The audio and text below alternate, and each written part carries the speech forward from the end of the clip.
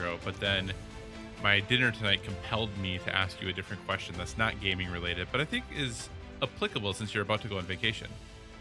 Uh, how big of a fan are you of eating things off the grill? I know we've talked about grilling buns in the past, but how big of a fan are you of consuming food that has been grilled? Yeah, I mean, I'm a fan of grills and grilled food and Okay. cooking on the grill. Then Josh, what is if you could only eat one thing off the grill, what are you Oh, picking? Like, what is the best grilled food that exists to you? uh, oh boy. Okay, I guess I do have an answer. It's Hmm. not steak or a burger like I think most people would pick. I think my favorite thing on the grill is like corn on the cob. Oh, that's a good one. I do love grilled corn on the cob. Yeah, I do enjoy it.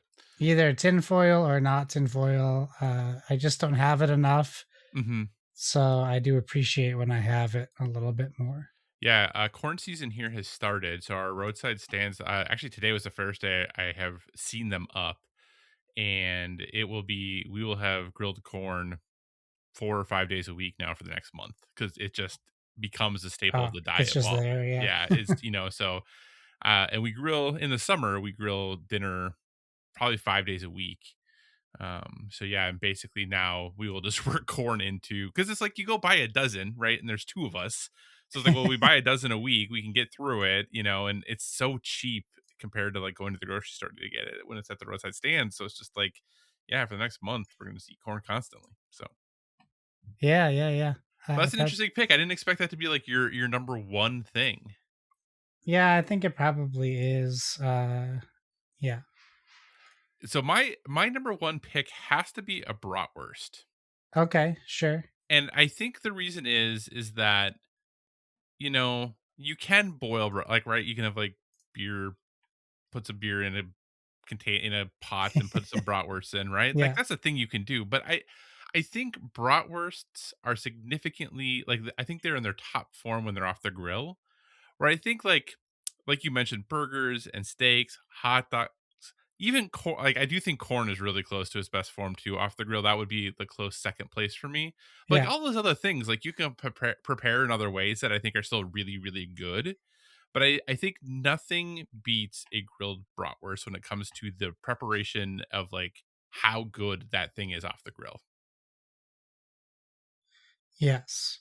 Are you a bratwurst fan, Josh? Are you a sausage fan? Not really. Really? No. Oh I like man, sausage, but I like Italian sausages in like marinara sauce. gotcha. I do. Yeah, I do like a good Italian sausage in a pasta for sure. I've always been pretty. I shouldn't say always. For a long time, I was very meh about bratwursts until actually I met my partner. Her family goes to this butcher in Illinois that has these absolutely incredible bratwursts. Like they Yeah. are like I don't even know like what else to say about it. They're just so good. Um, they put every other bratwurst I've ever had to shame. So man, those things off the grill, something about them. Every time I eat them, I'm like, gosh, these are so good, and they're I not. have to interrupt your bratwurst. I have an important question to ask you. Oh, okay. My wife is at Target Hmm. and they have brass Birmingham for $40. Oh, I mean, I think that's a yes, right? And there's only one left. That's a yes. It's a yes? Okay. Yeah, I mean, I think that's absolutely a All yes. right, I gave her a yes. Okay. Yeah, because I think, man, I believe you can probably get it for like 50 probably on sale, maybe. But Yeah. I want to say regular price for that guy It's is like 80. 80 Yeah. probably. Yeah.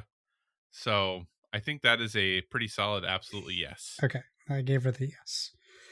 Now, whether you'll like it or not, that will be the big question, Josh, because that is one heavy game. Yeah. And it'll probably stay sealed for a little while. Although maybe I can convince her to get it to the table. Should I bring it on vacation? Probably not. Right. I mean, I think it's important though to own the number one game on Board Game Geek, right? Yeah, I do. I actually do agree with you on that. I think Now, it I is. don't own it, but Yeah. I also shoot. What did I catch when I was there? They had a game that we both own.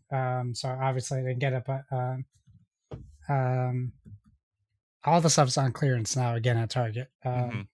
And shoot, I wish I could remember what it was. It's a game we really love, and it was like $13 from like 50, and I was like, oh my god, I should just buy this for somebody. Just to give it to him, be like, take this, it's so You might good. not appreciate it, but you should have this.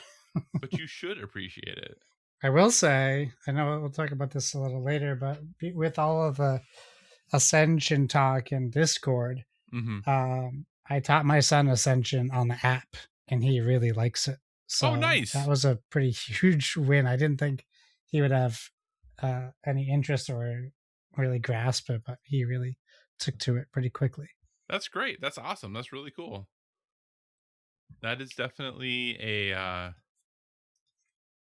not a typical game you'd expect just to be like, hey, my child is into this game, right? Like, and I didn't tell my wife yet, I'm bringing Ascension Legends with us, so I'm just gonna be like, break it out on the table and be like, hey, Jameson, come in here and play with us. that's great. That's so cool. That's very cool. I was trying to look really quick at Target's website about like what that game might be. What I find kind of curious about Target is they obviously have like sales that are like in their ads and like all that good stuff. But I feel like so often their sales are like almost like different from store to store. It's like, oh, this is, like I just. Yes, it is all like I thought about you Wednesday when I was out and I went into Target, a different Target than I usually go to, and I was walking through the video game aisle, and they had that $130 Razer keyboard, the clicky clacky one, the one I have right in front of me for $40. Oh, dang. On clearance.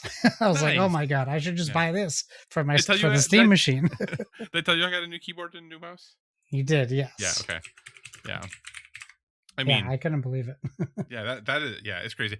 I keep trying. I go to my it's funny.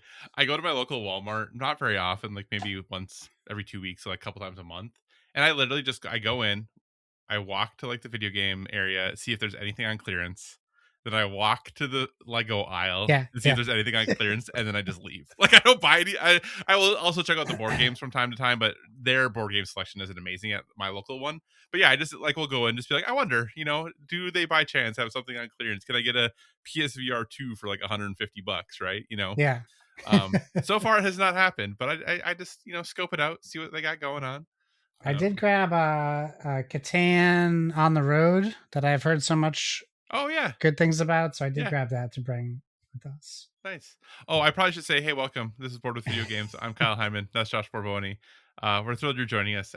Conversational podcast. We have conversations about things. As always, if you have any feedback, questions, suggested topics, boardwithvg at Gmail. We're part of the Place in Video Games. They're amazing. Check them out.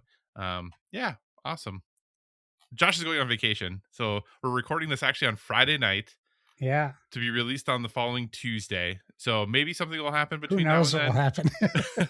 Because obviously for our last episode, we speculated about what the Xbox layoffs were going to be, and then they happened. Because we recorded Sunday, they happened Monday. We released on Tuesday. Very timely for us, as things often are. But we'll see. Who knows? Maybe we'll check in with those things. We'll see what happens. But Josh, with that, what's the first piece of thing or thing you'd like to discuss this evening? Well, first I have to ask you another question. Yeah, go for it. My Barnes & Noble has Core of Discovery for $20. Okay. You think I know that you like it? I do like it. I'm assuming it's just the standard version of it. Yeah, it's just I have the standard. I have the super fancy version. I think for $20, it is a good get because it is. I think that game genuinely plays best at like 2 people. So I think if you're looking at it, though it is like quote unquote thinky, it's not complicated, right? Like you could just sit there, have a beer, while you're, hanging out with your wife and just like have like, you can talk, have a conversation, maybe play the game a little bit, right? Like it's really, really informal. And the nice thing about it is it doesn't take long. Like once you figure out how it all works, each little map does not take that long. So it's really easy to be like, hey, we're going to just do one of these tonight. And the cool thing too is for off the page games, they also like I think it's almost every week now, if not every month. I can't quite remember, but they will release free maps that you can like download and print. Oh, okay. So yes, there's like a package of them in the box that's like, oh, you kind of hit a finishing point where you're like you've done all of them, but A, are you going to remember them all? But Right. B, like I said, they are regularly doing like these free ones you can do, and there are additional map packs you can buy that are not that expensive if you decide you really love it and you want to get a whole bunch of new ones. So I think for $20, I think that's a good get personally. All right. So if that's still around after vacation, we'll scoop it up. So Cool. Okay. Well, while I was also scrolling through Target to see if that game popped up, and I would remember what it was. So we could tell everyone to run and get it, but it's not popping. So that's okay. Give it that. Close that out. So the first thing I I actually changed my topics a couple times. And at one point they just were the same exact thing as you, except just adjacent. Yeah. In one of them still. I figured it's in our Discord. We talked about it before. Ascension, Lord of the Rings is now officially on Gamefound. It's out. It's available to back, and it currently is at $840,000 on a goal of $20,000. They're doing okay. So they're doing pretty good. 3,127 backers. There's still almost 30 days left, 26 days left. Yep. And we finally got some answers, right? So we got, we got a few things. We have solo. I think this might be the first Ascension that has a solo mode. Okay. I don't believe that any of the Ascensions have solo mode. PvP and co-op. So I'm curious if that's what that co-op mode is going to look like. Because also Ascension hasn't typically been co-op either. Right. I don't think it has been co-op at all.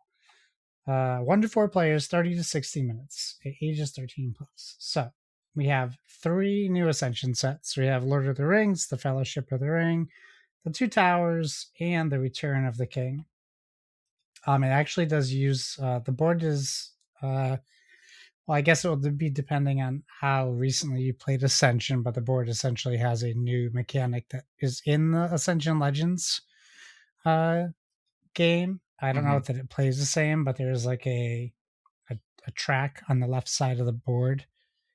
I'm not sure if they're using it in the Lord of the Rings the same way as they do on Legends. It's like a hero tracker, almost like okay. They added heroes at some point in the very many years of Ascension. Yeah.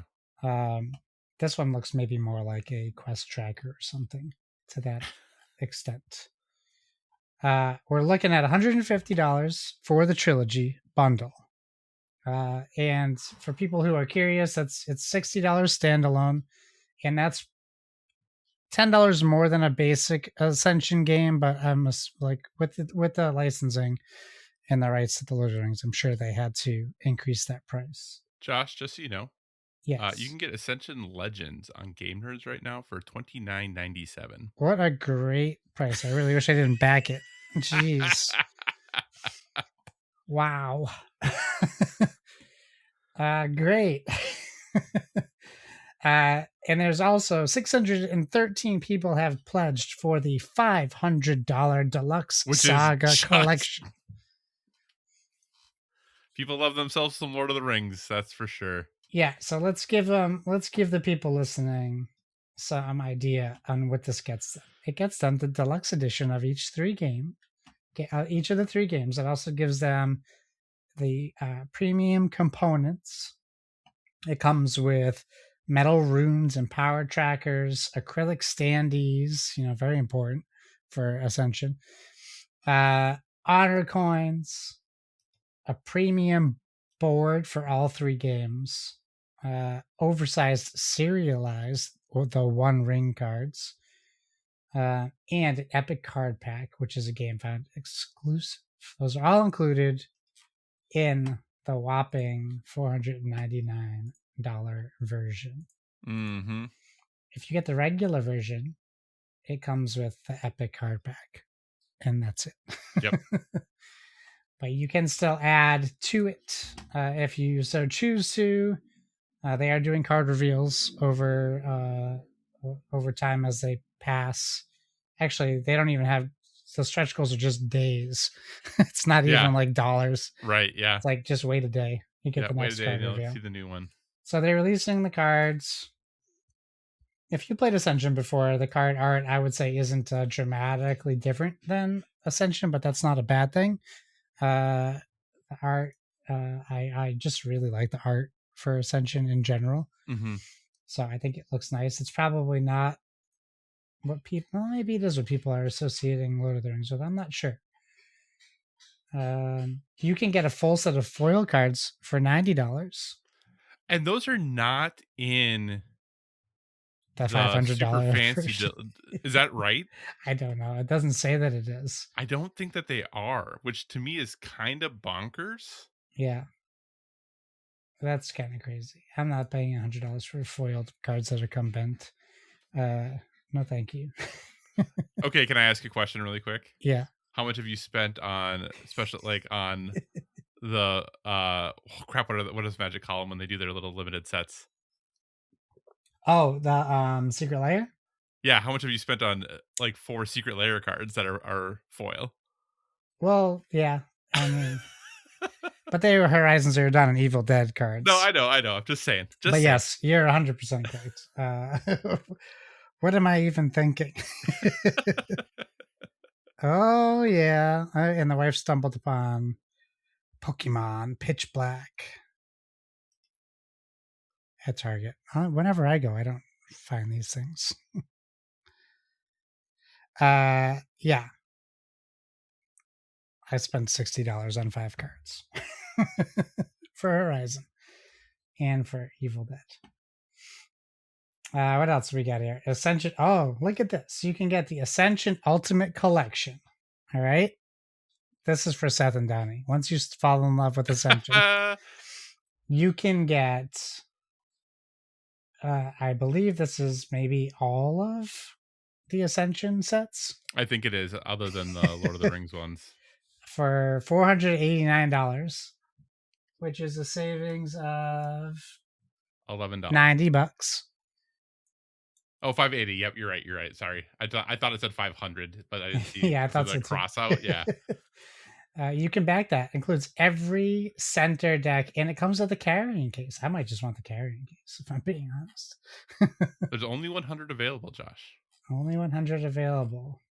And it does not tell us how many of those have been sold. So, Josh, here's the question. If you had $500, would you get the Ascension Ultimate Collection, or would you get the Deluxe Saga Collection of the Lord of the Rings Ascension stuff? Because that's $499. Because I own like every version of Ascension, I certainly wouldn't. The only reason why I would ever do that is because I have mixed all of my sets together, and I would want to start anew. Yeah. Sorry, I'm very distracted by like all of these things, and I know I am derailing you, so I apologize. Yeah, there's a lot. Here's my next question. So the full set of foil cards is $89, right? But this add-on includes a complete foil set of every card included in your selected Lord of the Rings Ascension reward. So if you get just one set and get this add-on, you're paying $90 for like 200 cards. But if you pay the $150 to get all 3 and choose this add-on, then you get all of them. Yeah. For the same price. That's kind of weird. That's all. That was it. That was just merely that observation. And then you kind of have 2 full sets of the game. Yeah, I guess is that good? Well, 2 full card sets, I should say.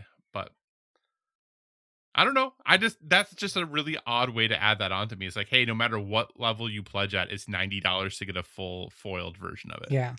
Also, by the way, the deluxe crazy expensive edition is faux leather. It's not even like I know, like leather. You can just do leather. You're charging $500 for this. No animals died to make it the thing, so you probably no, I'm just kidding. But I guess.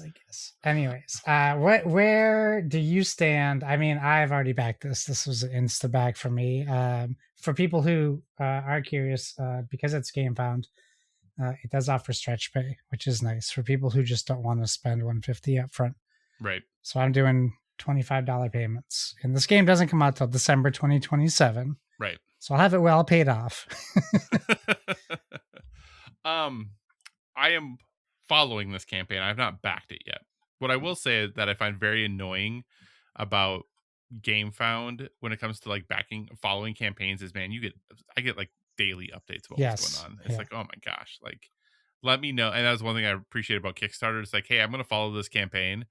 I find out then 48 hours before it ends is like, hey, do you still want to do this? And that's it, right? Like I can go Yeah. look if I want to, but they don't bother me otherwise.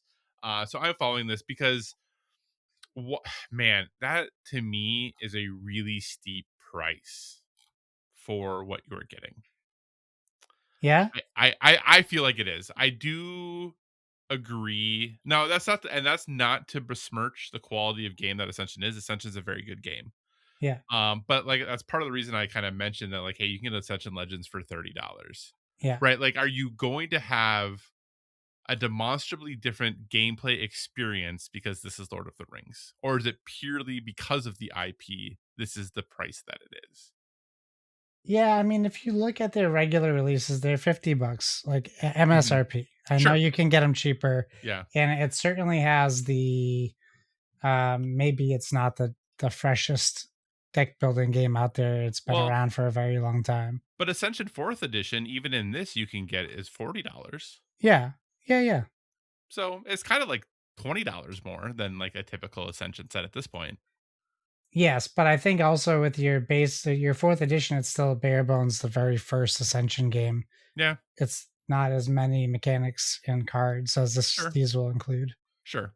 I don't disagree. I But yeah, I know what you're saying. yeah, is this $20 per game a better experience? It might be. I don't Right, know. right. That just for me, I think is the hard part. And you're right. The IP costs money. They've been very transparent that, no AI in this. This is all artists and graphic Yeah, designers who are yeah, doing these things. Part of me is a little curious as to why this is so far out, like why it's December of 2027. Especially when we've seen what is ostensibly, it seems like so much of it. yeah. Um, but I'm not an expert in game, publishing, so I don't know. Maybe there's a really really good reason for that. But yeah,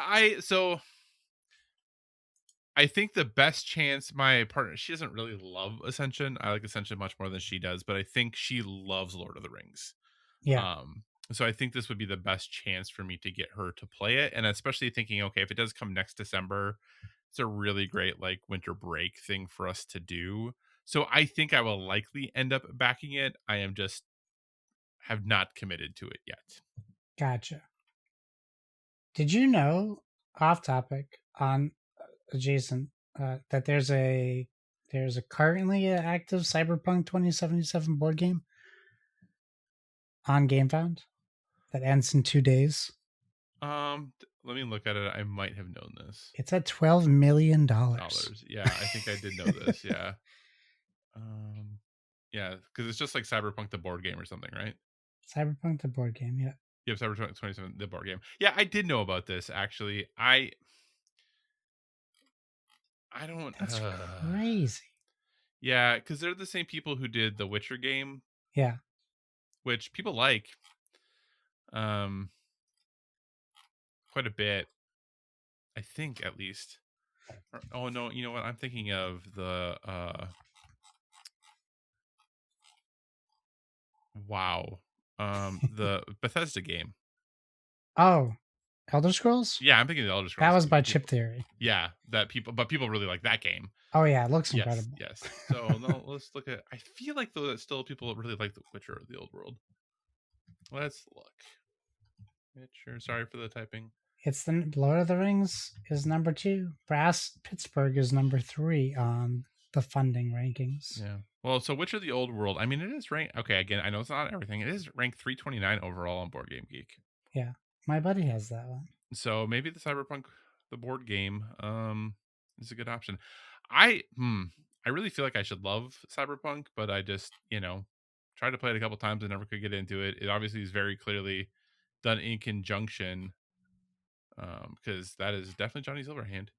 So Yes. it is 1000% the video game, a board game version of the video game. Deluxe edition is $139. Yeah, not Includes cheap. 35 plastic miniatures and thicker components. Uh, wait. Cool. All right, Oh my we'll get. gosh. They use.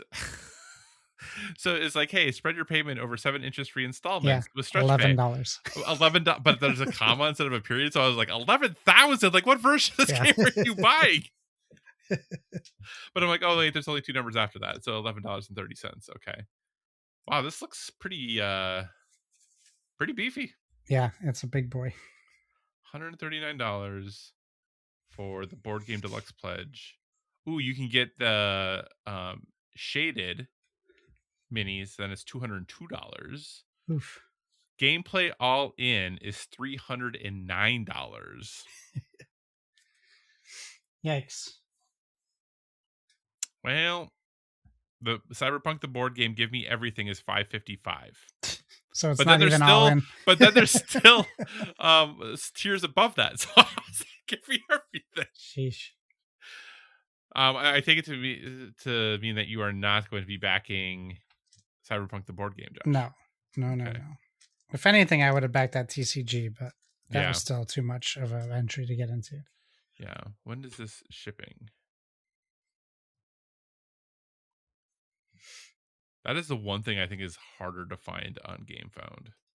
Oh, the shipping? Is the anticipated delivery date. Or expected delivery. December 2025. Okay, so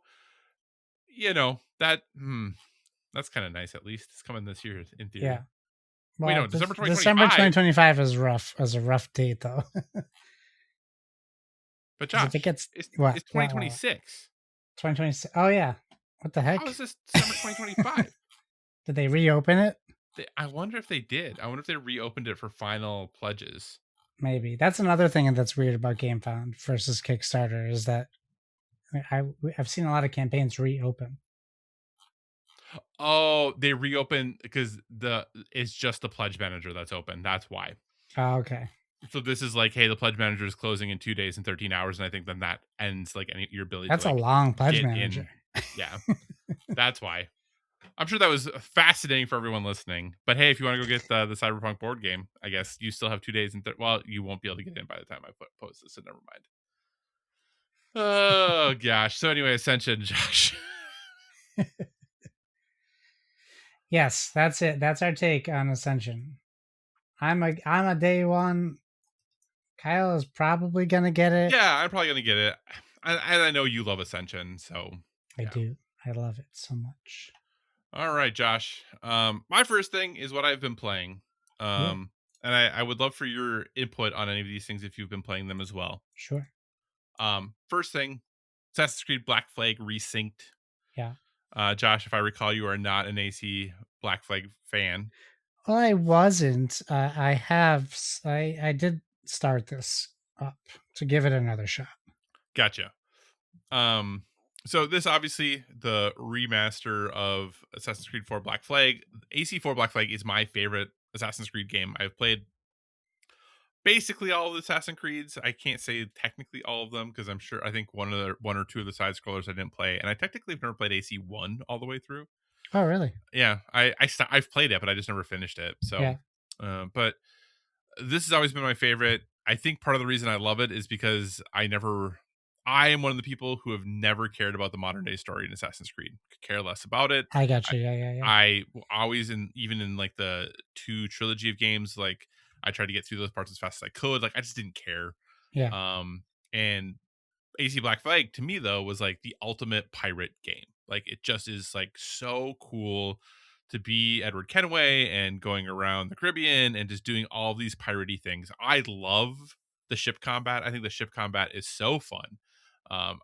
Something about being out on the ocean, hearing your people sing shanties and pulling out your little periscope and like finding a ship and seeing that they're, at least, early Spanish people, Spanish folks. You're like, all right, let's go get them. And you just go like raid. Something about that was just so fun for me. I like the fact that you have these, I found the sailing fun. And to me that in some ways is like the traversal of like a Spider-Man game where like kind of swinging through the city to get to the next thing was fun. I loved getting on my boat and just like sailing to the next place. Like I never fast traveled in the game. I always would sail to wherever I was going. And then I think the game does a really nice job then of when you actually get off the boat, the places you get off the boat, there's actually fun, interesting, like kind of dense stuff to find, even if it is just jungle. Like there's things that are there in those like, separated small areas throughout that I always thought were fun to find.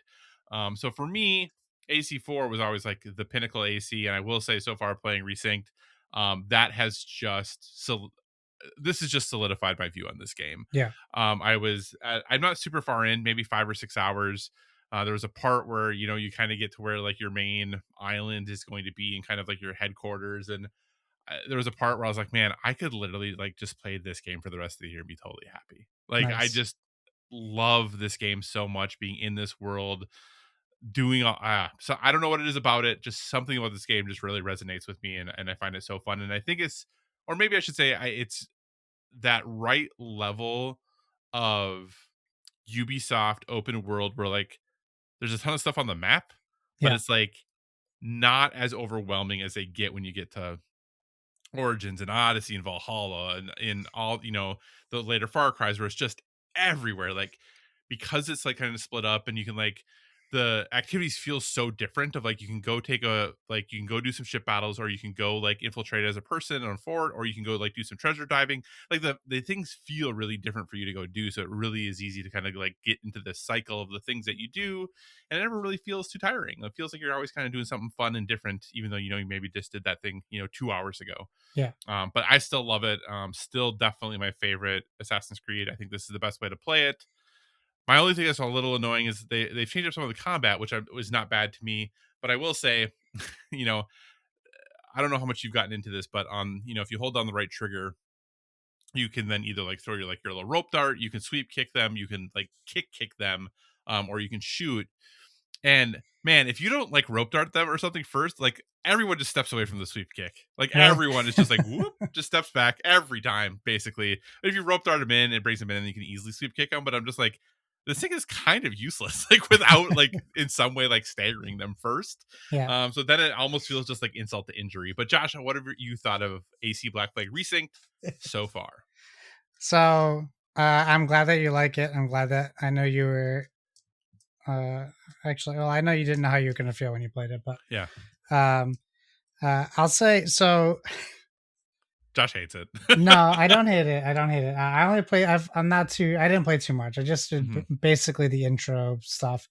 I would say I immediately remembered why I didn't like the ship stuff, because it just felt to me like I'm just holding like left on the D-pad, and then I'm changing my camera angle to try to aim at this other boat, and it just doesn't feel good to me, and Sure. that's a me problem. Yeah.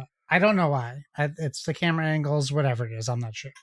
Because for contrast, and I'm not going to be able to explain it well, but I really liked the controls in Sea of Thieves of the boat, Mm-hmm. and for whatever, it just feels very different. But we'll see the more I get into it. When I got to land and I got to do some some combat stuff and things, Yeah. I was immediately so. My history with Assassin's Creed is I loved the first like Assassin's Creeds, and I was really hoping, we talked about like Mirage really looked like it was going to Mm-hmm. be a throwback to what I Yep. liked, and it just really wasn't. Um, It was it closer, was closer for but sure, you're right. It's definitely definitely not. way closer, right? Yeah. But um, uh, I was immediately greeted with what I love, the Assassin's Creed jank. I tried to jump on something, Yeah. and it did a super jump, and then it Uh-huh. kept doing it every time I tried to jump. My Okay. guy was jumping 8 feet in the air and not grabbing Dang. anything. And I was Yeah. like, okay, I know this. I'm Yeah. comfortable with this. Once I laughed it off, then I was like, okay, the game is just trying to help me get up Mhm. this thing. And it's telling me I'm not good at it. Mhm. But I'm like, I know what I'm aiming for. He's just not getting it. So I got through that, and like you're greeted like with like the very basic of like Ezio, like jumping over sticks and between Yeah. branches, and like it was seamless. That's what Mhm. I wanted from Mirage. It was like perfectly like I feel like I'm doing more than I'm doing, and that's what makes Assassin's Creed great Hmm. because it's giving you this impression that you're not just holding forward Hmm. and jumping on something. It Yeah. feels like you're doing it. So I really like that. I think it looks incredible. It Oh just yeah. looks so good. So I love that. Uh, and yeah, other than that, I don't really remember any of the story. So Yeah. for me, it's like playing it all over again. Hmm. I probably only put a few hours in the first time anyway. So Yeah. I look forward to keep playing it. I do. Yeah. I don't know if I fully remember the story either. I do remember that, you start off kind of, I mean, not as a great person, you know? Yeah, And I yeah, think you become a little bit better of a person as the game goes on, if I recall. But I don't know if if I could tell you all of the plot points of the story right now. I yeah. don't know that I really remember that super well. But yeah, I don't know, something just about the setting and the game. And I will agree, the ship combat does take a little bit to get used to, right? Especially because you're like, I'm going forward, but I have to look to the side to aim this thing. But now Yeah. I can't see where I'm going anymore, Yep. Yep. right? And it gets very convoluted in there. And then it's like you have to hold down, and it like shrinks your aim to make it more accurate. So you are kind of like giving up this ability to see. Like I totally ran into an island one time. Like, That's well, I why I was was like, I'm just yeah, picturing I'm running into a yeah. mountain in the middle of the water. Because I was turning around and then I didn't. There was like a rock face, and I like ran right into it. Yeah, Yeah. but that'll happen, and you'll get used to it if you choose to continue playing. But Yeah. yeah, and yeah, I don't know. The only thing I'm kind of surprised by, and I guess I could go in and fix it. The combat seems quite a bit easier than I Okay. remember it. I have had no problems just like parrying and stabbing fools, and they, it does go back to the old school. Like you can basically assassinate everyone, right? Yeah. It's not like you have to like improve your assassination skill, but you also like, because of the time that it takes, and I'm playing like everything on normal right now. Like if you like assassinate someone and someone sees you, you can almost always like run fast enough to get to them and assassinate them before they like look Yeah. for you. So you can just like assassinate, like just run and assassinate people. The Yeah. other thing you can do, Josh, I don't know if you turn this on or not. You can, I think, turn on advanced parkour. I I think there's saw a that as an option. I didn't turn it on though. yeah. Basically, what that does is because if you can't really just jump, but if you Okay. turn on advanced parkour, you can actually just jump. Oh, okay. Yeah, because right now, if you hit like X or X on PlayStation, at least, or cross, I guess I should say technically, like you don't really jump. You like kind of go faster, then you'll clamber and you'll do your Yeah. climbing. Yeah. But if you turn on the advance, you'll actually can like jump, like, so that way, if like going through water and stuff is way faster because you can like Okay. jump through like low water, and you can do all that stuff. So if you're feeling good about the parkour right now, maybe just leave it. But just know that's kind of what that does. It lets Yeah. you jump a little more freely as far as that goes. So that's AC Black Flag Resynced. Another game that came out recently that I picked up, and Josh is smart and was playing on Game Pass. But I bought on PlayStation is Denshattack, which is, I think when this game was first shown, it basically was like Train Tony Hawk is like kind of Yeah. what everyone thought of it. And it kind of is that. It's also kind of like Train Sonic in some ways, I feel like. Okay. Have you played any of it yet? No, I haven't played it. No. Okay. It is far more complicated than I thought it was going to be. Okay. It is far longer than I thought it was going to be. Um, and it is both complicated and simple at the same time, Okay. because this very much is a game where you have bespoke stages. Number one, the music so far slaps. It's so good. The music Yeah. is really, really good. And a lot of the stages are kind of have like these different like music tracks that are playing. And when you get to a stage, there's actually way more story in this game than I thought there was going to be. And so far, it's like reasonable. It's not the best story you've ever seen, and it kind of starts out like a little bit like quirky because you're like, "Oh, are you a dense attacker? What's that?" Then you like introduce this person who owns and drives a train to this train fighting thing that they never knew existed, but you somehow knew existed. But anyway, that's neither here nor there. So it starts a little quirky, but then the writing's actually like reasonably good, and the story's reasonably good, and you're going through this. But when you get to the stage, it's like, okay, here's the stage, like here's the goal time from like the gold medal time from a finish it speedway. Here's a gold medal score for tricks, and then here's like these 7 objectives like picking up Oh, that are just jeez. like picking up like Skate and Tony Hawk, Yeah. right? Of like that you can finish during the thing. Now here, go do your run. And so it's like, okay, so you can bronze everything and do none of the special things and still progress on to the next thing. Okay. So it's simple in the sense of, if you just want to get through it, you're like, hey, this is kind of fun and quirky. The characters are unique. I kind of want to see where this story is going. You can just kind of do that. But if you want to like gold medal everything and do all the special things, it's pretty complicated to do that, even on the easiest levels. Um, the one thing I haven't decided that whether I love or not about it is the jump is on the right trigger, Oh, and turn to like you can basically like drift turns is on the left trigger, and then you like can once you jump you can like slam your train to come straight down by pulling both triggers. But also you can like jump and then do tricks but also switch tracks.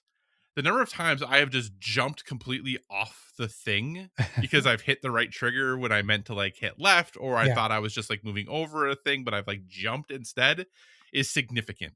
And I can't tell if this is, I should just change the controls to have like jump be what jump is for every game, especially since I have back paddles that I could easily just make it, the back paddle, Yeah. which it is for most games for me.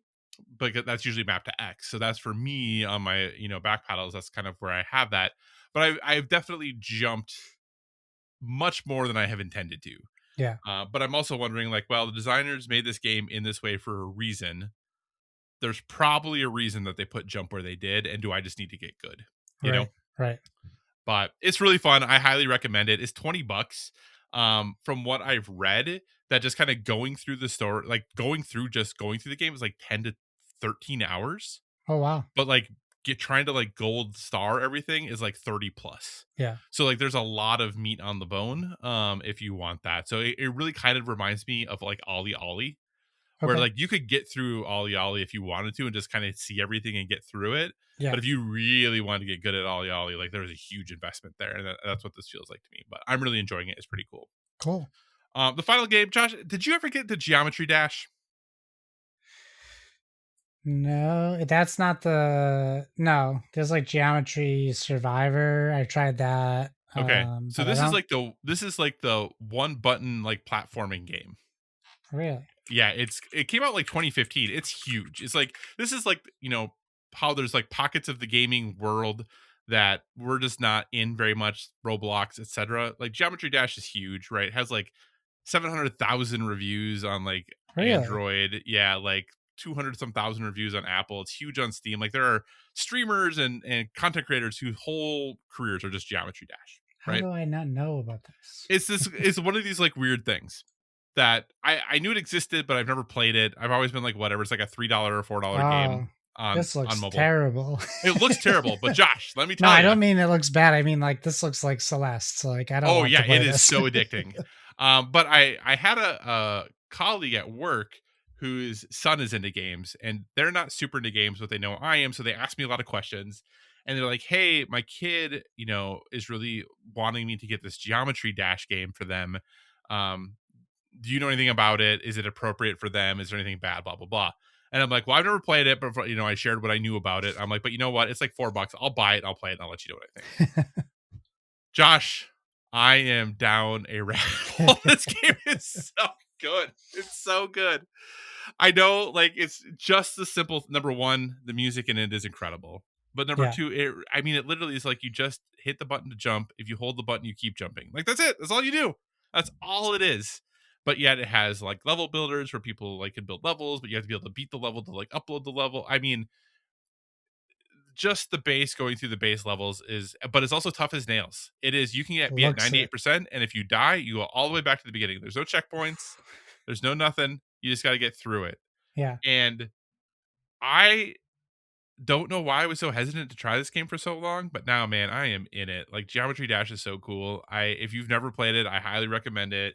The one thing I will say is you can play it without the music, without the sound, but like the sound adds so much, and the levels are kind of in like the jumping is kind of in rhythm to the music. Not perfectly, it's not always 100%. It gives Yeah. you some ideas of where to go, but it definitely like adds to the experience. So if you're like, hey, yes, I play mobile games, but I play them with no audio, I think this is greatly enhanced by having the audio. I'm pretty sure it's also on Steam. But Okay. yeah, Geometry Dash, it's so good. So good for such a simple concept. The fact that it's been around for a decade and still is kicking and has such a huge following. Can't believe Just it's that old and I had never heard of it before. yeah, I think it came out in 2015, I think. Um but it's pretty old. But yeah, Geometry Dash. I'm in and I'm in deep. So yeah. Josh, what's the next thing you want to talk about, sir? Let's talk about Game Awards. Let's talk about the Origins Game Awards. Did I even copy my own thing? I did it. What did I do here? I opened up your things. And, Oh, right, gotcha. Oh yeah. oh, You yeah, got yeah, it. yeah. Sorry. Yeah. I did do it. Origin Game Awards happened as we are in about like we're in the like board game award season. Mm-hmm. I'm just going to scroll to the winners. We can just give the results, and I'll start from the bottom up. And I'll ask you your opinion if you've heard of these games now. We'll That works great. Yeah, let's do it. turn it around. Yeah. Fan favorite game of the year. I guess it doesn't help that I'm not giving you the nominees. That's okay. We already went through them before, I think. Shard Bugs. You heard about this one? I've not heard of Shard Bugs. I've never heard of it. It's published by Shard Bugs LLC. It's All designed right. by Luis Silva. And a lot of artists are included. Okay. So that's an easy one. No idea. This is an interesting award. Randomized Constructible Game of the Year. Goes to Gudnak Expansion Bundle. Published by Chaotic Great Games. Designed by Tim O'Brien and Ian Oliver. You ever heard of that game? No, sorry, I was looking at Shard Bugs still. Shard Bugs is a TCG. It's a TCG, huh? Yep. Okay. Shard Bugs is a TCG. It's a really interesting looking TCG as well. Cool. So this must be what constructible games are. Constructible games must be card games because yes, that's got to be right for Gudnak expansion. Yeah. I do know what this game is. Okay. I have seen it. Gudnak? Not by name, but by looking at it, I have seen this game before. Gudnak. A really fun game with a stupid name. Really stupid name. That's how they describe it. Their own game. Yeah, because I think it came out. I thought this came out like 2 years ago. Think fast, play bold. Oh, Becca Scott has a learn to play. 8 factions, 8 vibes. Interesting. Okay. Actually, I like the art. Yeah, that's why when I saw it, I was like, no, I've seen this before. And it costs how much? It let me click buy now, and then it brought me to. I'm going to guess $40, $50. Shop Gudnak. $50 for an expansion. Holy cow, there's 3 expansions. Core set, second printing, $50. Okay, well, there you go. Gudnak. What a name. The winner for Fixed Constructible Game of the Year goes to Riftbound Proving Grounds. Yep. That's by... This is the Riot game. Yes, Riot Games, yep. So it's published by UVS Games and Riot Games. That's all the arcane characters and League of Legends people. Yep. I'm going to skip the miniature stuff. And the role-playing game stuff will go to Cooperative Solo Game of the Year. Went to The Lord of the Rings, Fate of the Fellowship. Not surprised there. You have that, correct? No. Oh, you don't have it? It is on the list. It has not been picked up yet. Oh, okay. Yeah. I assumed any Matt Leacock game is right in your collection. It should be. Actually, because I've just been buying so many other things because I just got Old King's Crown. 10 just arrived the other day. So I've been buying a lot of things, but I have not bought this one yet. So. All right, how about this one? We have Heavy Strategy Game of the Year. We know you love heavy games. Speakeasy is the winner. by Eagle Speakeasy is. Griffin Games. Yep. Is Speakeasy in your collection? Is it It is gonna not. be? It is not. Okay, We have interesting. not been doing a great job of buying heavy Euros because they're proving harder and harder to get to the table. And this is a Vital Lacerda game. I don't think we own any Lacerdas because all of his games are so heavy because he's Yeah, did Kanban and CO2 and other really heavy games that I can't think of any right now. The Gallerist, I think, is him. Um, sure. yeah, but people love Lacerda. We just don't own any yet, and we've talked about we probably need to remedy that. It's a pretty big um, unknown spot for us, especially for people who like heavy games as much as we do. Um, yeah, Fair. Well, you can't own them all, Kyle. That's for can't sure. own them all. Can't own them all. All right. We have our light strategy game of the year, and that is Winter Rabbit, published by Absurdist Productions, designed by Will Thompson. A game again I also have not heard of. I had not heard of this either. The only reason I have heard of this is after it won, I think the Dice Tower or somebody did a video about this game because like no one had heard of it. That's the only reason I had not heard of it prior to it winning it. So Yeah, I mean it's by Noble Knight Games. It looks pretty good. I like the table presence it has. It kind of reminds me of like what does this remind me of? It reminds me of something that I can't put my finger on, but it definitely like looks like like a. It kind of reminds me of Stone Age a little bit. It's not. It's definitely not like yeah, Stone I could Age, see but that. I can see like it kind of has like a little like worker placement look to it. Hmm.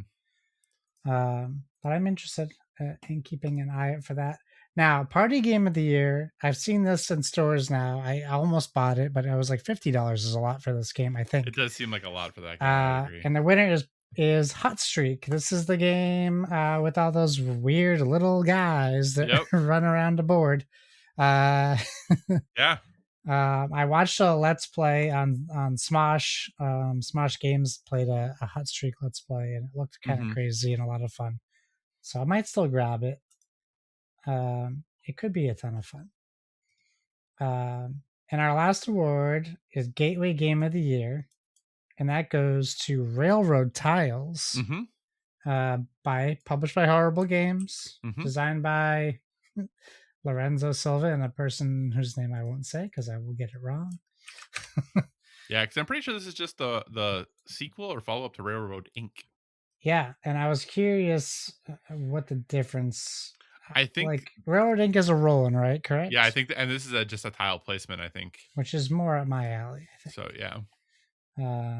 Railroad Tiles has a nice presence too. Yeah, that's way up more up my aisle is like the tile Yeah. building. Yeah, so they don't have like a huge swath of awards and things like that, but that's okay. They get it done. It's pretty Hmm. quick and efficient for what they do. Um, I, I guess no surprises that like Matt Leacock's game gets in there and wins, but that's not a bad thing. No, not at all. So yeah, there it is. That's the Origin awards for 2026. Which is mostly games released in 2025, as these things go. Yes, as it usually is. Yes. Well, speaking of awards, let's hang out on board game awards for a little bit longer and see how much more you've heard of. Um, so the Spiel des Jahres winners were announced, and the Spiel des Jahres is the largest board game awards in the world, based out of Germany. And there's three kind of levels. There's the Spiel des Jahres, there's the Kinderspiel, which is like the kids, game, and then the Kennerspiel, which is like the hobby game of the year, which are sort of in theory the kind of heavier one. The winner for the Spiel des Jahres, the typical one, is the game Jinxo. Josh, have you ever heard of the game Jinxo? No, but I'm familiar with the word jinx. It's a competitive word association game. Now, this is the surprising thing because, Cozy Stickerville, which I loved a lot, you recently picked up. Cozy Stickerville was nominated for this award. And I think most people thought it was what was going to win, and it did not. So Jinxo won on the, again, this is not everything, on the Board Game Geek heaviness rating. Yeah. This is a Jinxo is a 1.09, Whoa. like about as light as you can get. And like I said, it is a word association game. Uh, yeah, it's a really inexpensive game too. I think it's like $20 or $25. Nice. It's a really inexpensive games. It's just writing some things on boards of, like, you hear a word, you write a word that you associate with it. And yeah, that's it. Like it's pretty straightforward. Um, I don't know that it's super. Part of the reason I don't know that it's very popular is it is kind of like a party style game. Yeah. You have to have at least 4 people to play it, which is part of the reason that I will never, own this game. Yeah. But congratulations, that's awesome. I'm not trying to um, minimize, the accomplishment. Martin Ang is the name of the designers. Congratulations to them. One other thing that was slightly interesting is that the Kenner Spiel, so that kind of quote unquote heavy game of the year, was won by Rebirth. Hmm. And the reason that is kind of a big deal is it is designed by Reiner Knizia. And that gave him the hat trick. He has now won the Kinderspiel, the Spiel des Jahres, and the Kenner Spiel. And he, I think, is the first person ever to do that. Nice. Reiner Knizia, a very well-known board game designer, prolific board game designer, might have more games on Board Game Geek than anyone else ever in history, I would guess. Because he, is a full-time board game designer, has been for a long time, and he sells games broadly. I believe the main publisher of Rebirth is based in, oh shoot, somewhere we don't typically get board games designed published. Blanking on it right now. Doesn't matter.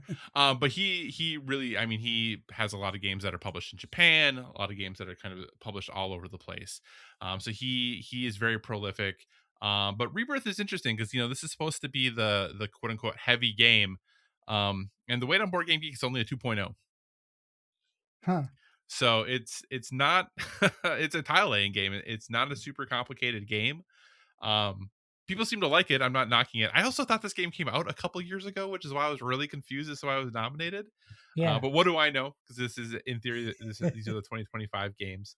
But yeah, so it has won the 2026 Kenner Spiel. So congratulations to Reiner Knizia. That is a great accomplishment, being the first person to ever do that. Actually, let's look here, Josh, really quick.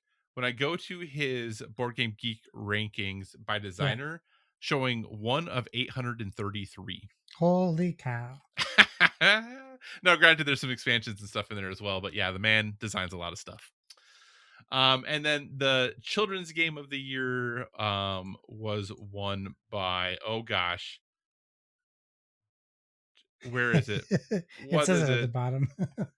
Where at the bottom? Oh gosh, we're gonna go down. There we go. Thank you. Mookie Island was the winner. I have no idea what that game is because I don't have kids.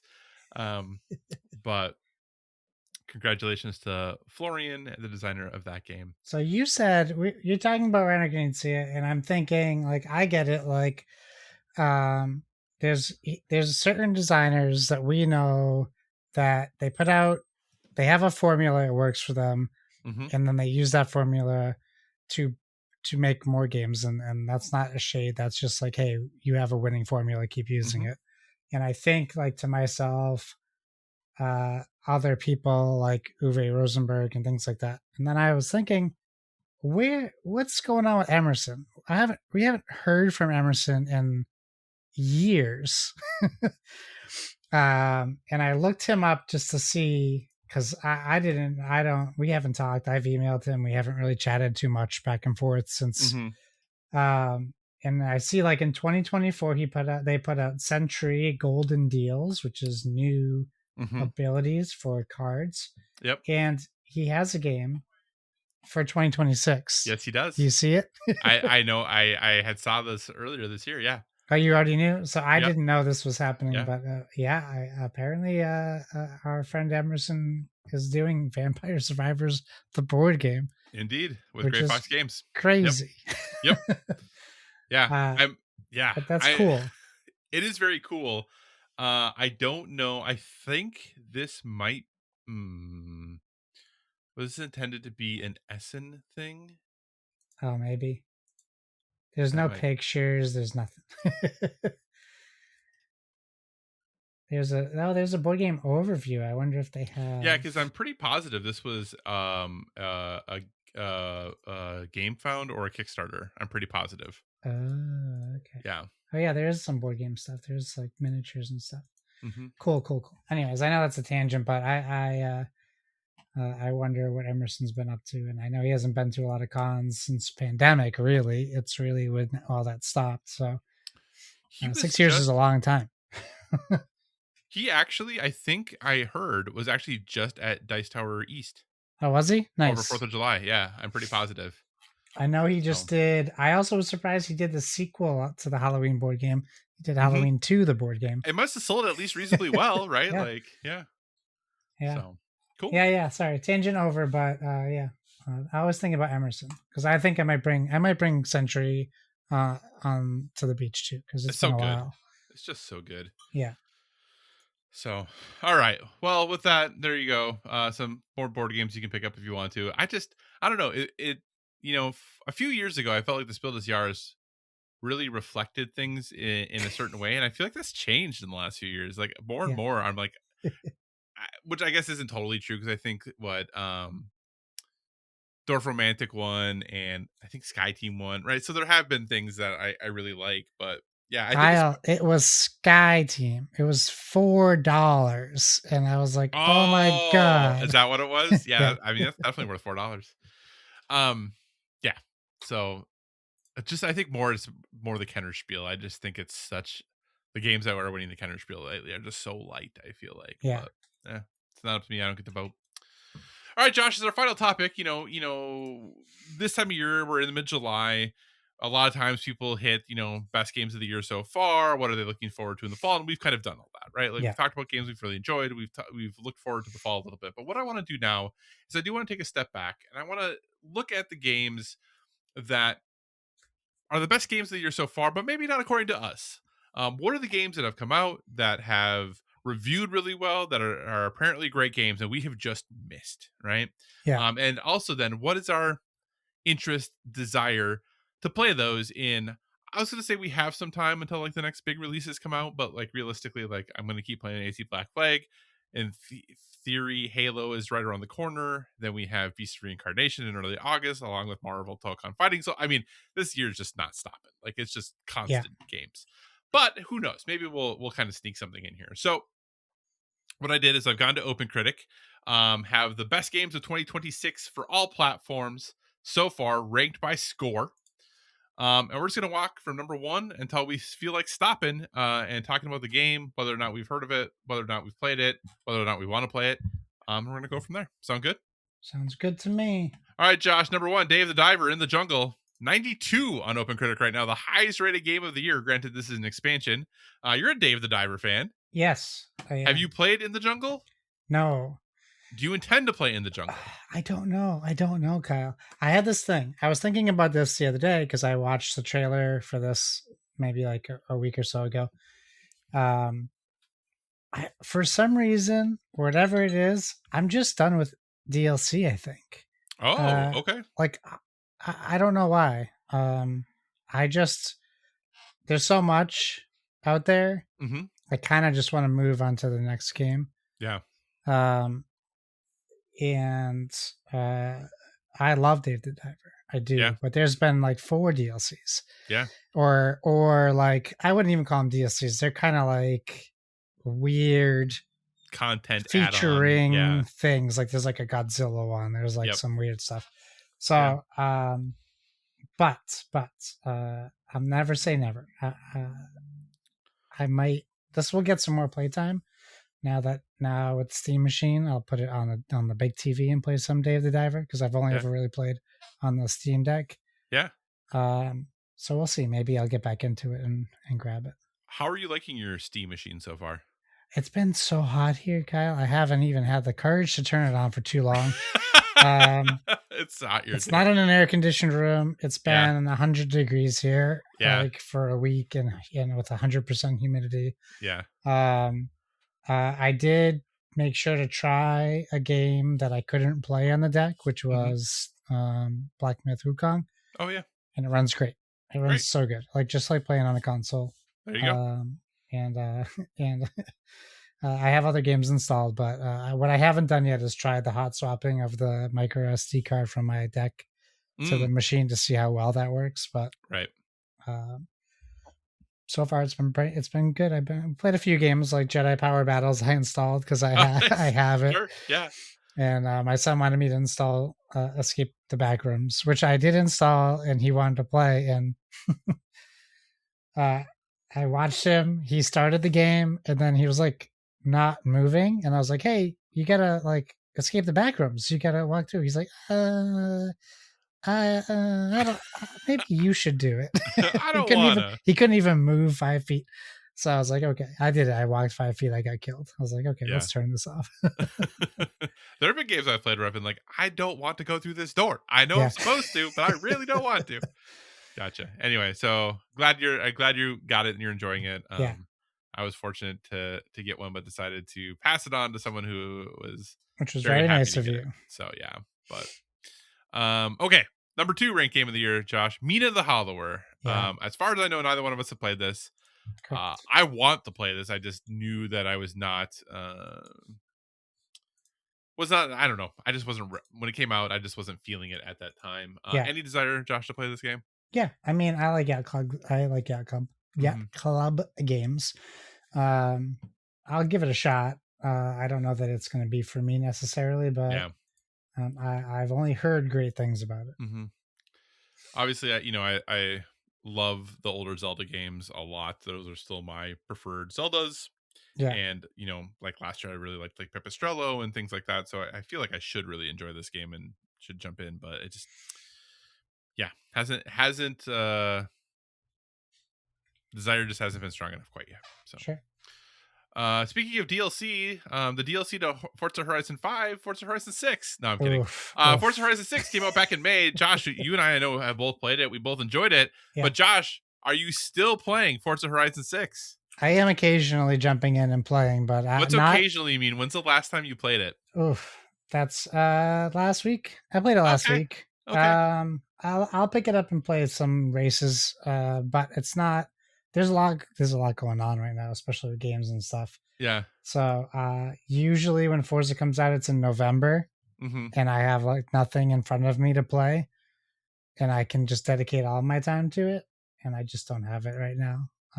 But it is also coming on vacation. It will get played a bunch because I will show it off to everybody. Perfect. All right. Next game on the list, Josh, is Schrodinger's Call. Sure. Are you aware of this game? No. Okay. It is a visual novel. Here's I guess this is going to be kind of spoilery potentially, but here's a 1-sentence synopsis from the DualShockers review by Melissa Sarnowski. Schrodinger's Call asks what you would do if you could only make one more phone call before the world ends, and you're the person who picks up when the phone rings. Oh, that's a game? It is a visual novel. I'm assuming that means you're out, Josh. Oh yeah, I'm super out. Yeah, it sounds interesting to me. I do like visual novels. I just don't know. Like, it is PC. Maybe if I could play it on my Steam Deck, but then I play things on my Steam Deck where I don't usually have to like listen to the audio. Yeah, and I feel like the audio probably would be important in this. So we'll see. I'm interested because I do like visual novels, but I would be shocked if I played it before the end of the year. Yeah. What about Lost and Found Co., Josh? Pass. I did look this one up. It's a seek and find game. Yeah. Yep. I think the last time I actually played a seek and find game, and this is going to date me, is when I used to go to the billiards club and they would have the like adult like machines at the bar where you could play like find the difference between these sexy Yeah. ladies. Yeah. That's the last time I played like a hunt and find picture game. All right. So no Lost and Found Co. What about Pokemon Pocopia, the number 6 highest ranked game of the year? Yeah, I gave it a good run. Mm-hmm. And did I mention why I stopped playing it? I don't think so. So if you don't play it constantly, Yeah. your Pokemon leave. What? Yeah, They abandoned you? they leave, and then you got to try to get them back, and you're not even guaranteed to get the one that left back because Gotcha. of the environment. So I turned mine back off after like not playing for like a week, and like two of my favorite dudes were gone, and I was like, okay, I think I'm Rough. done. Rough. I haven't played it yet. When I get my Switch 2, which I'm gonna get before the price goes up in September, Nice. maybe I'll get it. Probably not, but Get it maybe. with the those bundles that are right now, right? It's like choose your game Yeah, bundle. yeah. You get a little bit of a deal on it. I did like the Dragon Quest Builders 1 and 2. You will love this. This is the most Kyle game that has ever existed. Animals and building, I know. and this is Probably should get it. a home run for you. All right. Speaking of home run games, Josh, another game that everyone's loving this year, Resident Evil Requiem. Yeah, I got to get back to it. I do. Yeah, I fell off as well. I yeah. don't really know why I fell off, but I did.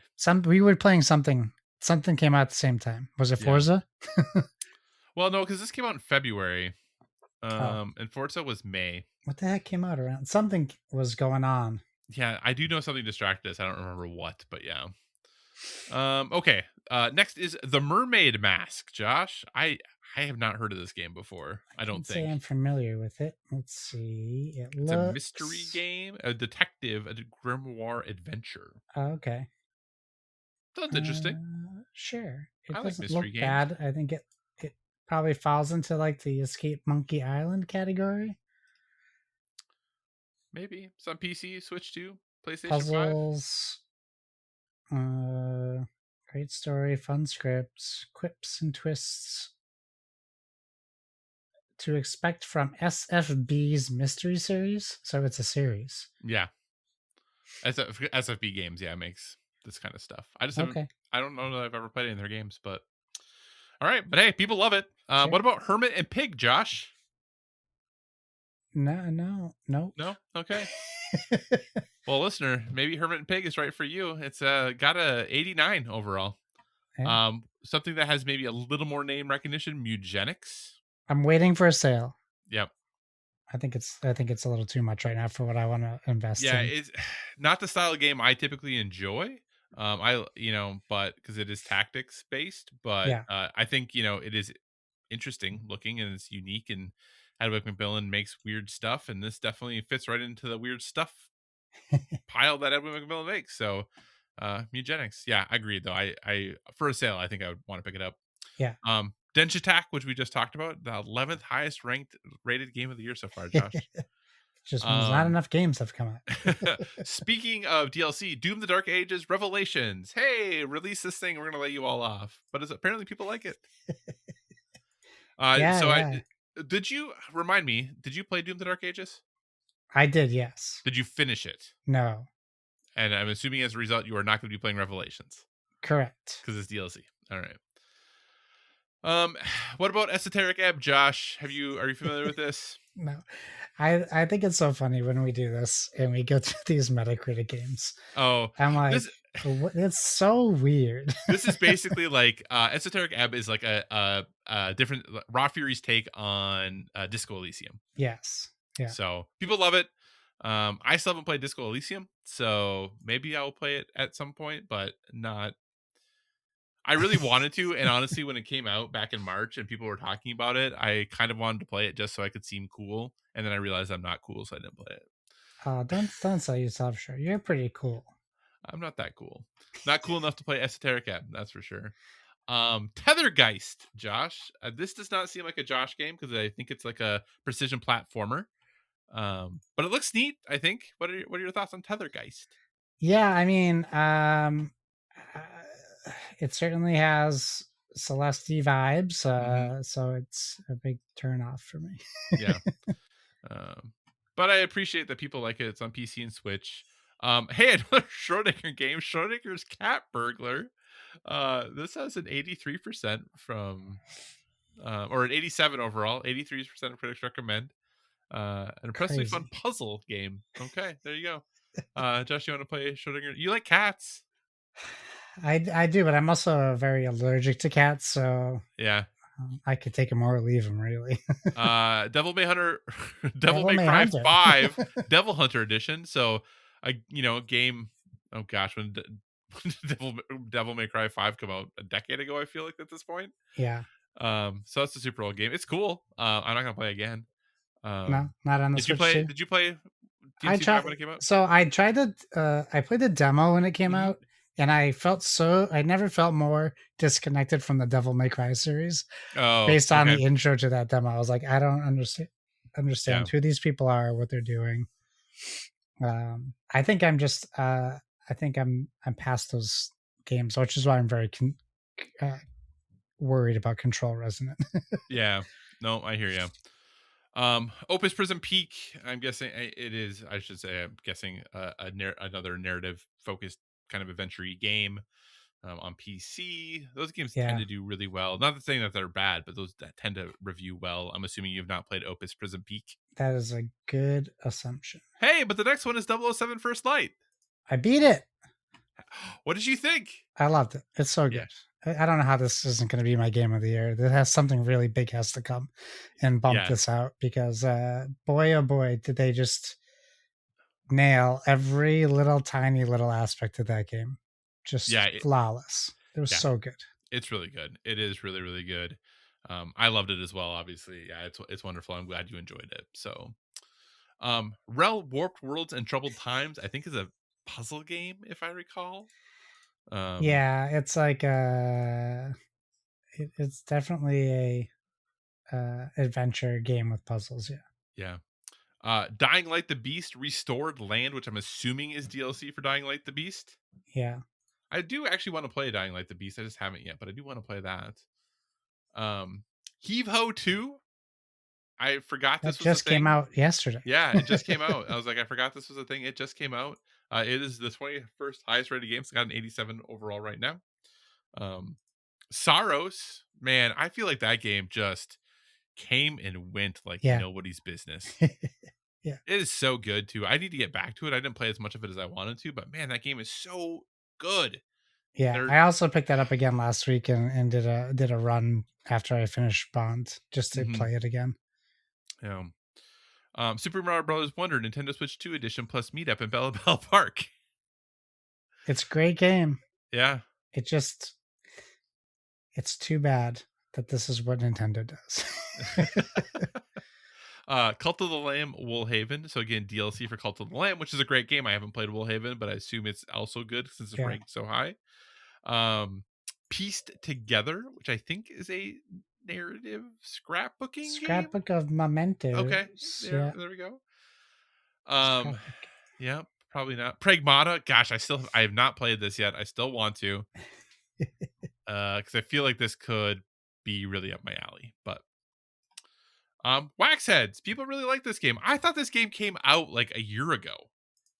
Waxheads. May 5th, 2026. Yeah, I feel like maybe it was an early access or something, or there was a demo or something. But I remember hearing about this game, where you're basically working in a record store, and it's kind of like the coffee games where you just have conversations with Uh people and then have to figure out like what music album to yeah. get them. We're getting older and we're dying. Like, why would we waste our time with these games? Wow, jeez. I'm kidding, kind of. Oh man. Demon Tides, which I think is a 3D platformer. I think seems like It's that's like, what it would do be. you want to play the Disney Villains Cafe game? Like, come on, what are we doing to ourselves? What about Tomb Water, Josh? Is that the Disney Villains Cafe game? That's not a typo. It's What? not Tomb Raider. No, it's Tomb Water. Let's Oh, see it's a here. Souls like. Cool. It's a well-blended, well-crafted blend of top-down Souls-like horror and Western setting. Zelda meets Dark Souls. I don't know. I don't even know if I've. Set in a Lovecraftian re-imaging of the Wild West. Whoa. Tomb Water. It is on Steam. There's a demo. Oh, it's like pretty pixel art, or pretty pixel art meaning not like I think it looks particularly good, but it's just like, oh, it's pixel art. Oh yeah. How can you call it games like this Souls like if they are like this? Interesting. A Souls like Western full of eldritch horrors.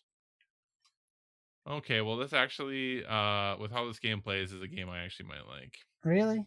Yeah. Well, John, because I really I didn't enjoyed. mean to sound disappointed No, when I like said that. Elliot, like the Adventures of Elliot. It looks like it plays a lot like the Adventures of Elliot, and I like that game. Okay. I was So thinking it looks more like Hotline Miami or it, something. I mean, it does. Maybe it's a little more open than that, but yeah. Yeah. Cairn, I really like that game, so happy that that's there.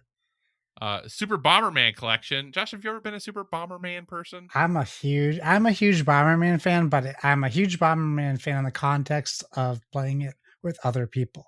Okay, so you're not It going to is pick up this not one. as it's unless I'm on my Nintendo Mm-hmm. and it's the only game I have to play. It's not a great solo game for me. Gotcha. Fair. Mixtape, which I really enjoyed. I gotta Yeah. finish. I'm like really close to the end. I don't know why I didn't finish it. I was so darn close to the end. Elementalist. I don't know what this game is at all. Within the more classic Zelda-like genre, a tribute game according to hobby consoles. Elementalist. Huh. Nintendo Switch 2, Nintendo Switch PC. Man, how many games are there these days? Goodness gracious. There's so many. Are you looking it up? Does it look cool?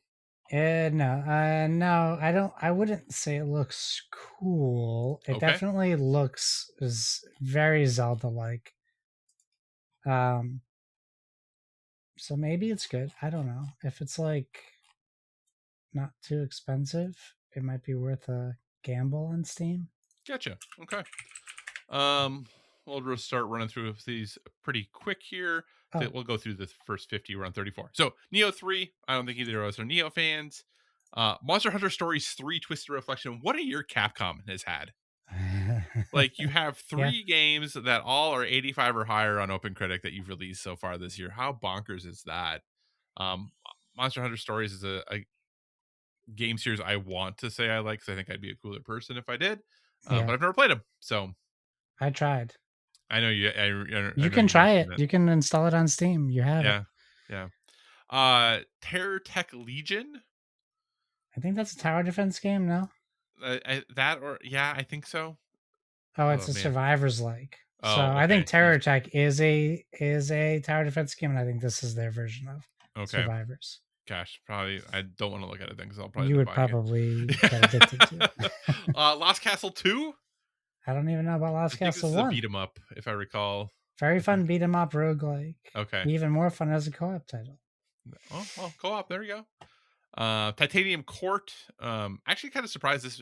I mean, it's at 85. It's still really, really good. Titanium Court though is it won the Seamus McNally Grand Prize for independent games at the the one game awards thing, not the game awards, but the other game awards.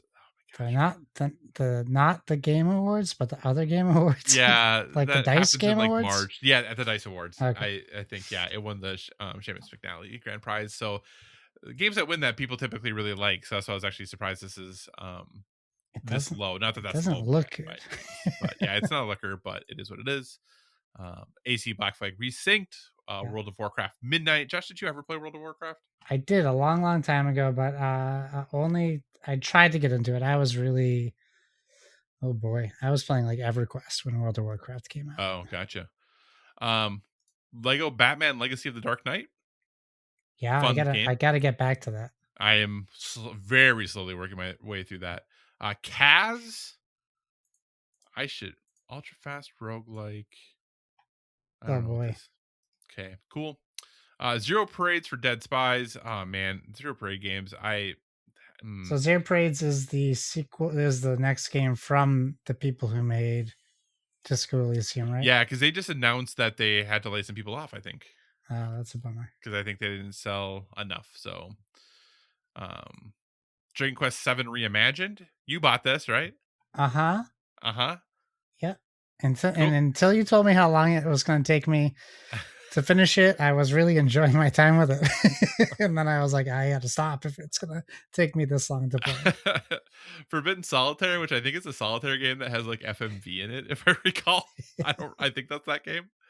Um Terranoth, Heroes of Descent, I think is a CRPG. Which is at an Yeah. 83. Vampire Crawlers, the turbo wild card for Vampire Survivors. I actually played so much of that game when it came out, and then I just actually completely forgot about it. So I should go back and finish that up. I was so close to the end. Paranormal Sight, The Mermaid's Curse, Legend of Heroes, Trails Beyond the Horizon, and then number 50, Rhythm Heaven Groove. So those are the top 50 games this year.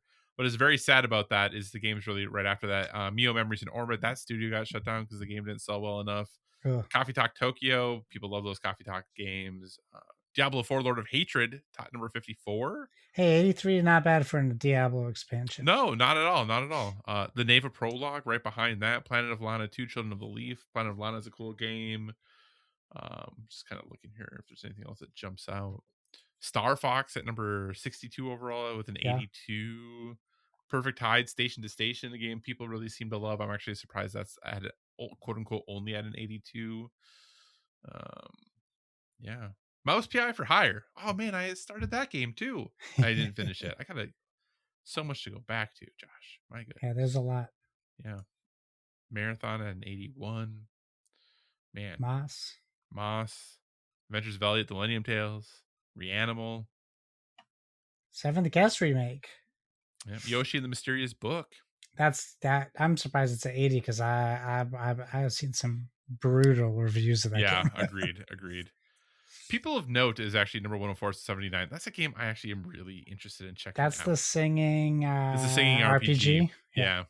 So and it's not very long, I think. I think it's like 15 hours. So I don't think it's super, super long. But cool. Well, Josh, in going through those, how does that make you feel about the year? Yay, nay, good year, not so good year? What are your thoughts on the year of games so far?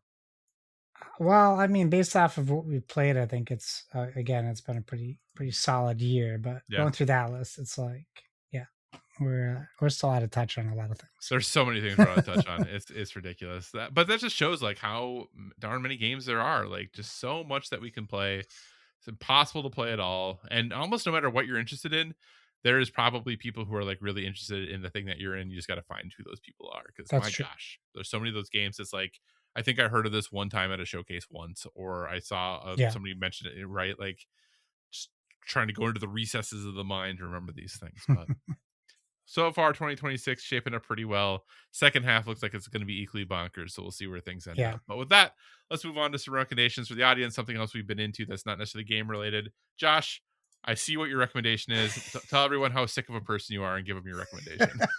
How sick of a person I am. I think I'm a pretty... I guess you're right. I am a little sick.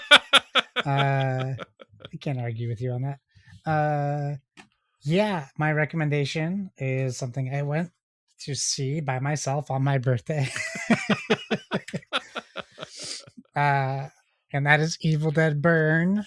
The next entry in the Evil Dead, the new Evil Dead trilogy, the third entry in the new Evil Dead trilogy.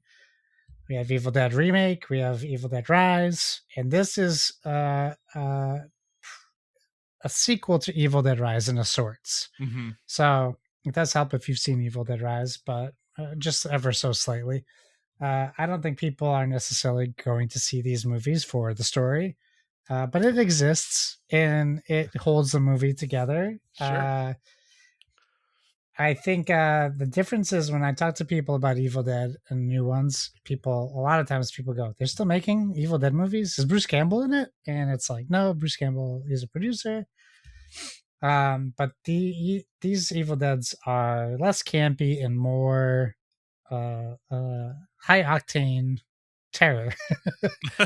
I would say it's short of like Eli Roth. This isn't like gore for gore's sake to try to make you throw up while you're watching it, but there are certainly parts where you're like, I don't want to look at what's happening on the screen right now, and I can't take my eyes off of it.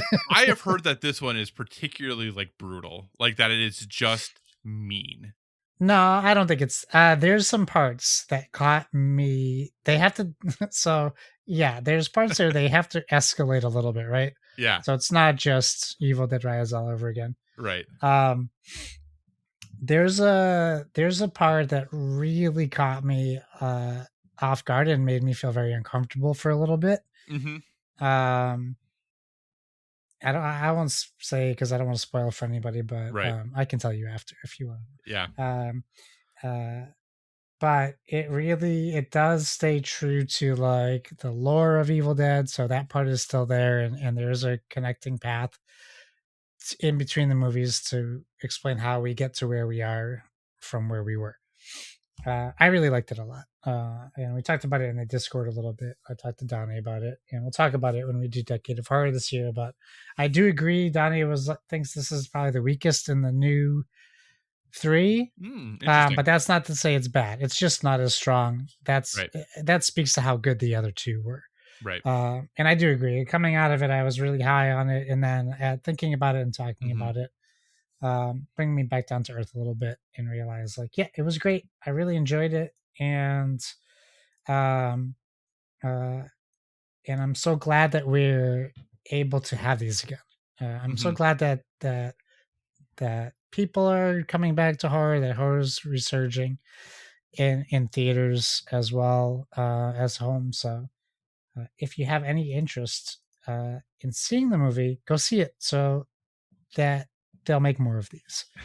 They Uh, already have another one scheduled for next year, don't they? they have another one. They have a prequel, and I mentioned to Donnie, I've heard whispers that there is another one that secretly has been filmed that is going to come out before the prequel. Oh, really? And I don't know how true that is, but I heard that they have filmed another one that is potentially a sequel Yeah. before the prequel. But the prequel is going to come out about the whole cult of the guys who like worship this Book of the Dead thing. Yeah. I do appreciate that they are taking different directors like kind of like being like, Yes. go do your thing, like Yep. here's a chance to like show us what you can do kind of in this world, and like kind of to launch them. And though I'm not as into horror as I was many years ago, I do think that, man, horror is such a good way to like really help directors show their chops, because like you can really like, if you can build tension and suspense and like release that at the appropriate time, the appropriate way, like in a horror movie, like you can do it in a comedy, you can do it in a drama, like you can do it in all these other genres as well. And able to like effectively doing that in horror is so such a demonstration of your ability to like work in other genres as well. So Yeah, and I didn't know. I believe the writer and director is French, and there's a French main character in it. And I didn't know until I saw the credits mm, that that was the case. And he hasn't really done anything that we would know him from. right. Um, but I think he did a great job directing it as well. So Yeah. yeah, Awesome. All right. Well, that's Evil Dead Burn. Like I said, the movie podcast I listened to was like basically like two of the three on it were actually really really like horror movies, and one is not a horror movie person. yeah. But even the two that like it were like, yeah, this movie is just, it's pretty brutal. Like it's pretty unforgiving. It's very nonstop. Like the Yeah. one thing I told it was 2 hours long, and Mhm. it felt like it was only 20 minutes long Yeah. because it has like a slowish start, but once it starts, it is you're right, it is an onslaught of adrenaline. You're Yeah. like, oh, okay. Because it does seem, like a lot of the more modern like horror classics, or the horror movie that people really have like started to like lift up as like the best examples of horror. I feel like a lot of those movies, like not a lot of horror happens in like the first hour sometimes, Yes, or hour yeah, and 10 minutes even, and then yeah. it's like all really heavily like backloaded. They're doing a great job at building characters, and Right. we've kind of been lacking that for a long time. Yeah. So awesome. um well, there you go, Evil Dead Burn, check it out in theaters with other people. I'm sure it'd be fun. There was two uh people in the theater with me. so my recommendation is also movie related, but I wrote on here, rediscover an old passion. Josh and I had a conversation recently about how like few movies he's watched this year, which is like out of the norm for him. Yeah. I used to watch so many movies. I worked at a video rental store for a while, like when that was a thing, like when people still did that. Like, so movies have always been a big part of my life. And one thing in high school and college, especially, and just after college, I was really, really into martial arts films. Ooh, I like Um, where this is going. yeah, and I had just not watched any in a while. So over the last 2 weeks, I've kind of like gone back deep into watching martial arts films again. Mostly old stuff for now. There's some new ones that have just recently come out that I want to watch that I are on only VOD right now. So I was like, I don't quite want to pay for those yet because I don't know how much I'm into it again. But in the last like 2 weeks, I have watched Fearless. I've watched Ip Man. I Ooh, have watched The Raid Redemption, Fist of Legend, and Ong Bak the Thai Warrior, and I'm nice. like so back in. Like, I forgot how much I love these films and this style of filmmaking, and like it just was like rediscovering this like joy for me that I'm just like all about. So Nice. if you have the ability, to like maybe like brush off something that you're like, hey, um this is a thing that I used to love and I wonder if I still love it, check it Yeah. out. Maybe you will because there's two movies that I'm wanting to watch. Blades of the Guardians that came out this year, and the Furious that came out this year. Yeah. I really want to see, and I was like, they're both available, like I said, on VOD, but I was like, I don't know. I let's see. And man, I am so back in. I am like every night when I sit down. That's part of the reason I haven't played more like AC than I have, is because I've been like watching these movies again, and it's just filling a nice little hole in my heart. There's two types of movies that I've always really, really loved. One has been martial arts films. The other is like your disaster movies. I love Yeah. those things. So right now we're in the martial arts phase. Maybe we'll get back to the disaster phase soon, but find that, That's awesome. think back to that old passion, see if you can rediscover it. Or if you can't, that's okay. At least you can move on. But maybe it'll stoke something in you that would be like, oh yeah, nostalgia is sometimes pretty much, And it can be Jet pretty Li is in wonderful. Blades of the Guardians. Yeah. Yep. That's cool. Yeah. I'll have to check that out because that's on Prime and I think it's like $6. Yeah.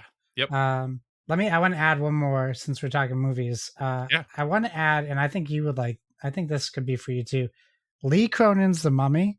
Oh yeah, it's on HBO. That's It's on on my HBO watch list. Max. And, Yeah. I wanted to check it out because it got a lot of mixed reviews and I saw Yeah. a few interesting things about it. And I'm going to say that I give this a huge recommendation, and with the stipulation that you do not go into this movie thinking it's a mummy movie. Hmm. You got to think it's an Exorcist movie. And Well, and that's what's interesting it's is I great. I heard people say that that movie actually is a Evil Dead movie. Really? Yeah, that they're like, watch it. Think like, if you, and I haven't seen the most recent one, so I can't apply Yeah. this. But I was hearing people talk about that. If you watch Lee Cronin's The Mummy, because Lee Cronin did one of the early. Didn't he do one of the reboot? No. Okay, maybe I'm thinking he No. was going to. Anyway, it doesn't matter. But yeah, people were like, no, that is an Evil Dead movie. I would as a huge Evil Dead fan, I would Yeah. say not even close. Okay. But but stranger things have happened. It could have been developed as an Evil Dead movie, and it would Well, just yeah. was way off base. But this movie, I really liked it a lot. It Mhm. really tells a good story. It focuses on family Mhm. and what happens to a family So it's with Fast and the Furious children. movie. Huh? It's a Fast and the Furious movie. So Oh, family. family, yeah, yeah. They don't do it. The mummy stuff isn't bad. It just is. It's a possession movie, and it's like Mhm.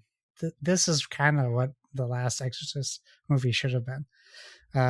So I would say if anyone is on the fence on that one, check it out because it really surprised me how much I liked it. Awesome. All right. Well, Josh, what do you say we wrap this show up? Yeah, thanks for joining us, everyone. As a reminder, you can find us on Facebook at facebook.com/boardwithvg or on Instagram at boardwithvg. And you can always send us an email at boardwithvg@gmail.com. I'll go through the spam stuff in case you have sent something, but I don't think you have. That's okay. It's okay if you haven't. And whatever podcast service you're listening to us on, we encourage you to give us a 5-star rating as it helps other people discover our podcast. You can find me on all the things at Why So Serious. That's SIRRIUS. Kyle, where can people find you? So you can find me on all the usual places: Instagram, PlayStation Network, Xbox Live, Board Game Geek, all at Psychocross, CYCOCROSS. As always, if you have any suggestions for future topics, be sure to reach out to us on the social media or via email, because we want to talk about what you want to hear about. And remember, everyone, whether it be board games or video games, never stop gaming.